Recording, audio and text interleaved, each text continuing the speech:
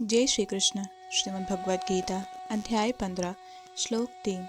न रूपमस्यः तथोपलभ्यते नान्तो न चार्दिना च संप्रतिष्ठा अश्वत्थमेनं सुविरूढमूल मशंगशस्त्रेण दृढ़ेन छित्त्वा।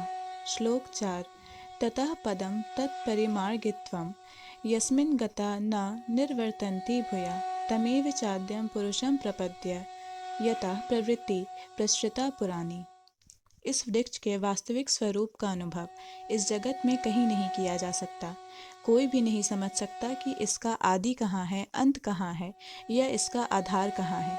लेकिन मनुष्य को चाहिए कि इस दृढ़ मूल वाले वृक्ष को विरक्ति के शास्त्र में काट गिराए।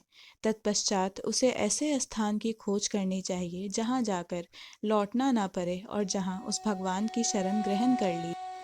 तात्पर्य: अब यह स्पष्ट कह दिया गया है कि इस अश्वत्था वृक्ष के वास्तविक स्वरूप को इस भौतिक जगत में नहीं समझा जा सकता, चूँकि इसकी जड़ें ऊपर की ओर हैं। अतः वास्तविक वृक्ष का विस्तार विरुद्ध दिशा में होता है।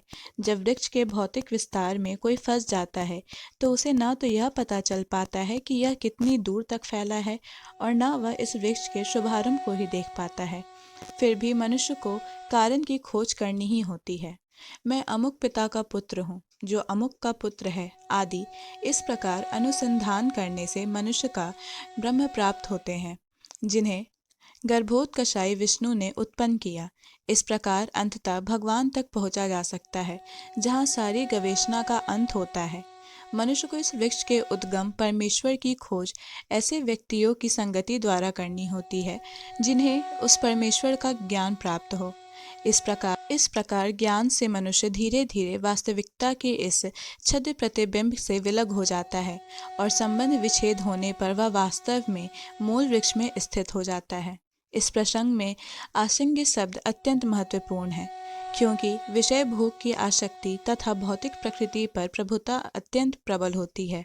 अतएव प्रामाणिक शास्त्रों पर आधारित आत्मज्ञान की विवेचना द्वारा विरक्ति सीखनी चाहिए और ज्ञानी पुरुषों से श्रवण करना चाहिए। भक्तों की संगति में रहकर ऐसी विवेचना से भगवान की प्राप्ति होती है। तब सर्वप्रथम जो करणीय है वह है भगवान की शरण ग्रहण करना। यहाँ पर उस स्थान का वर्णन किया गया है जहाँ जाकर मनुष्य इस छद्म प्रतिबिंबी वृक्ष को कभी वापस नहीं लौटता। भगवान कृष्ण वह आदि मूल है जहाँ से प्रत्येक वस्तु निकली है। उस भगवान के अनुग्रह प्राप्त करने के लिए केवल उनकी शरण ग्रहण करनी चाहिए, जो श्रवण कीर्तन आदि द्वारा भक्ति करने के फल स्वरूप प्राप्त होता है। वे भी भौतिक जगत के विस्तार के कारण है। इसकी व्याख्या पहले ही स्वयं भगवान ने की है। अहम सर्वस्य प्रभवा, मैं प्रत्येक वस्तु का उद्गम हूँ। अतएव इस भौतिक जीवन रूपी प्रबल अश्वस्था में वृक्ष के बंधन से छूटने के लिए कृष्ण की शरण ग्रहण करनी चाहिए। कृष्ण की शरण ग्रहण करते ही मनुष्य स्वतः इस भौतिक विस्तार से विलग हो जाता है। जय श्री कृष्ण। भगवद गीता के सभी श्लोकों को सुनने और समझने के लिए हमारे चैनल को सब्सक्राइब करें।